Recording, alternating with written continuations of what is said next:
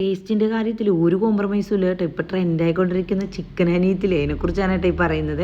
അപ്പോൾ 1.5 kilo chicken കഴുകി വൃത്തിയാക്കി എടുത്തിട്ടുണ്ട്. അത് ഇതുപോലെ കുത്തിയും വരഞ്ഞൊക്കെ ഒന്ന് കൊടുക്കാം. മല്ലി, കുരുമുളക്, ചെറിയ ജീരകം, ഏലക്ക, ഗ്രാമ്പു ഇതൊന്ന് വറുത്ത് കൊടുക്കാം. ഇതിൻ്റെയൊക്കെ അളവ് ഞാൻ ഡിസ്ക്രിപ്ഷനിൽ കൊടുത്തേക്കാം കേട്ടോ.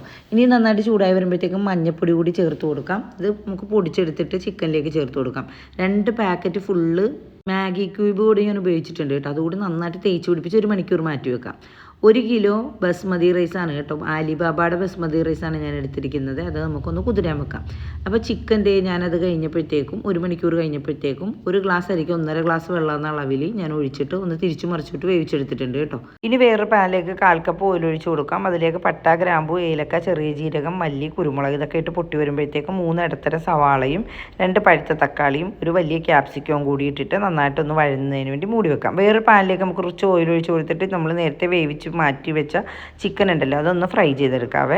ഈ സമയത്ത് നമ്മുടെ തക്കാളി സവാളയൊക്കെ നന്നായിട്ട് വാടി വന്നിട്ടുണ്ടായിരുന്നു. നമ്മൾ നേരത്തെ മാറ്റി വെച്ച സ്റ്റോക്ക് ഉണ്ടല്ലോ അതുകൂടി ഇതിലേക്ക് ഒഴിച്ച് കൊടുത്തിട്ട് ആവശ്യത്തിന് ഉപ്പ് കൂടി ഇട്ട് കൊടുക്കാം.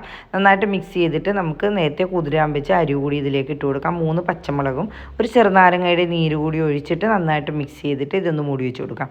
നന്നായിട്ട് തിളച്ച് വറ്റി വരുന്ന സമയത്തുണ്ടല്ലോ നന്നായിട്ടൊന്ന് മിക്സ് ചെയ്തിട്ട് ഒന്ന് ലെവൽ ചെയ്ത് കൊടുക്കാം. എന്നിട്ട് നമ്മൾ ഫ്രൈ ചെയ്ത് വെച്ചിരുന്ന ചിക്കൻ ഉണ്ടല്ലോ അതൊക്കെ ഇതിൻ്റെ മേളിലേക്ക് ഒന്ന് നിരത്തി കൊടുക്കാം. എന്നിട്ട് വളരെ കുറഞ്ഞ തീയിലുണ്ടല്ലോ ഒരു 10-20 മിനിറ്റ് ഒന്ന് ദം ചെയ്തെടുത്ത് കഴിഞ്ഞാലുണ്ടല്ലോ അടിപൊളി ടേസ്റ്റ് ആയിട്ടുള്ള നമ്മുടെ ചിക്കൻ ഹനീത്ത് ഇവിടെ തയ്യാറായിട്ടുണ്ട്. ഇനി ഇതിൻ്റെ കൂടെ സൈഡ് ഡിഷ് ആയിട്ടുള്ള നമ്മുടെ ചട്നി ഉണ്ടല്ലോ തയ്യാറാക്കുന്നതിന് 2 പഴുത്ത തക്കാളി, ഒരു സവാള, ഒരു പച്ചമുളക്, ഒരു വെളുത്തുള്ളി, പിന്നെ കുറച്ച് മല്ലിയില, ആവശ്യത്തിന് ഉപ്പ്, നാരങ്ങാനീര് ഇതെല്ലാം കൂടി നമുക്ക് ബ്ലെൻഡറിലേക്ക് ഇട്ടിട്ട് ഇതുപോലെ ഒന്ന് ബ്ലെൻഡ് ചെയ്തെടുക്കാം. അപ്പോൾ നമ്മുടെ ചട്നി ഇവിടെ തയ്യാറായിട്ടുണ്ട്. ചട്നി കൂടി തയ്യാറാക്കി കഴിഞ്ഞാൽ പിന്നെ ഒരു സബൂറും ഇല്ല കേട്ടോ. നല്ല തിളച്ച ഹനീത്താണ് കേട്ടോ എടുത്തിരിക്കുന്നത്. ഒന്ന് തണുത്തിട്ടൊക്കെ കഴിക്കുകയാണെങ്കിൽ അത്രയും നല്ലതായിരിക്കും. നമുക്ക് നമ്മുടെ സൈഡ് ഡിഷായി ചട്നിയൊക്കെ കൂടി ഒരു ചിക്കൻ കാലുമൊക്കെ എടുത്തിട്ടുണ്ട് കഴിക്കാം കേട്ടോ.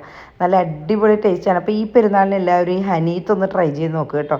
അടിപൊളി ടേസ്റ്റാണ് കേട്ടോ. പിന്നെ നമ്മുടെ കുഴിമന്തീനെയും കഫ്സയൊന്നും അങ്ങനെ അത്ര പെട്ടെന്ന് ആരും മറന്നു കളയേണ്ട കേട്ടോ. അപ്പോൾ കൂട്ടുകാരൊക്കെ ഒന്ന് ട്രൈ ചെയ്ത് നോക്കുക കേട്ടോ നമ്മുടെ ഹനീത്ത്. അതുപോലെ തന്നെ ഫോളോ ചെയ്ത് കൂടെ കൂട്ടാനും നിങ്ങളുടെ അഭിപ്രായങ്ങൾ കമൻറ്റായി അറിയിക്കാനും മറന്നു പോകരുതേ.